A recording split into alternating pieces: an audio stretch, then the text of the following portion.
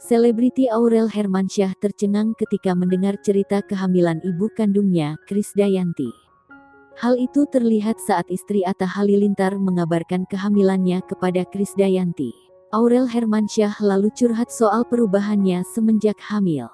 Ia sumringah ketika menceritakan berat badannya mulai naik. Namun Aurel seketika syok saat Krisdayanti balik menceritakan saat ia hamil sang anak. Ngomong-ngomong berat badan, Krisdayanti bahkan sampai naik 30 kg saat mengandung Aurel Hermansyah. Atta Halilintar dan Aurel Hermansyah seketika tercengang. Atta Halilintar menggoda istrinya untuk siap-siap merasakan perubahan seperti yang dialami ibunya dulu. Aurel Hermansyah terbahak dan seolah membayangkan apa yang dialami KD.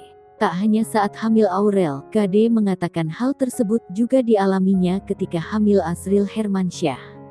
Atta Halilintar lalu membayangkan Aurel nanti akan seperti KD.